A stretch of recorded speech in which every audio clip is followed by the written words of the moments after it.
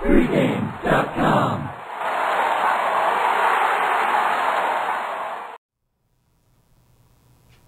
Freeway Series Game 2 from Anaheim finds the Dodgers and the Angels doing battle at the Big A. Can't wait to see this one. We got Capuano scheduled to go for the visitors and for the home team, Irvin Santana. Good to see Capuano back on his game after the injuries he suffered with Milwaukee. Looked like he was never going to get back, but he's having a terrific season. 2.71 ERA, a .114 WHIP. 10-4 are the Dodgers in his 14 starts, but a big home road dichotomy. .57 ERA at home, 4.02 on the road. I know a 4.02 ERA doesn't sound bad, but it's a huge difference than that .57 home ERA. And it's the same thing with the entire Dodgers team. When you look at them, they're 42 and 61% of their games. They won 42 games.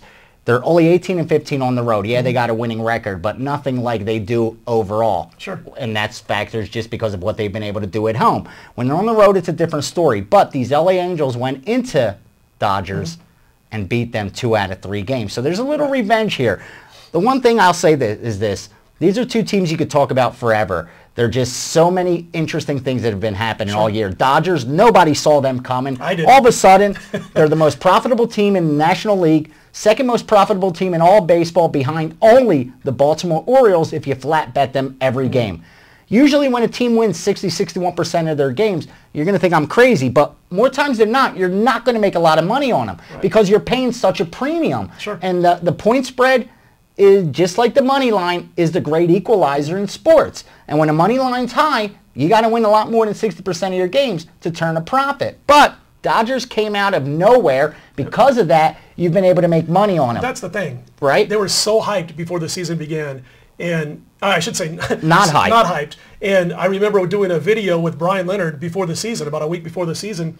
We were dead on with the Detroit Tigers going under so far. I mean, the win total was 92 or 93, but I was incorrect on the Dodgers thus far. A team playing 6-10 baseball, but here's the thing, and the reason you don't have to lay a big premium with them too much, I'm still waiting for this team to come back to the mean, I think. And so is everyone else. They got Kemp's out, Ellis is out. Right, and the Pythagorean theorem that you always like to talk about. Plus 7.5. Exactly. They've won 7.5 more games than they should have. Yeah, and as far as the Angels are concerned, it's been mismanagement to start the season. It's been bad coaching by Mickey Hatcher, who was fired after the bad start. And it was an injury that cleaned up this lineup. Vernon Wells gets injured.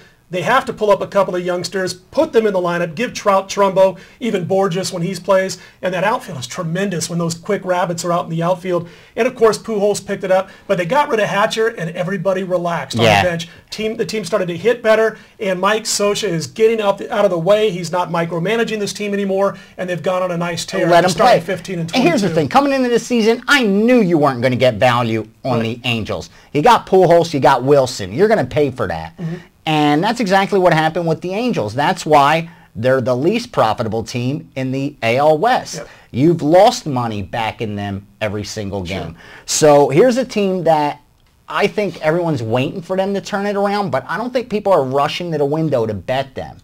I'm surprised when I look at that lineup that they're 22nd in runs scored. And I credit that to what happened earlier in the season. 35, 36 games. And that's getting to my pick. That's why I like the over in this one. When you look at Trout, Hunter, Trumbo, Pujols, you got some bats in this lineup.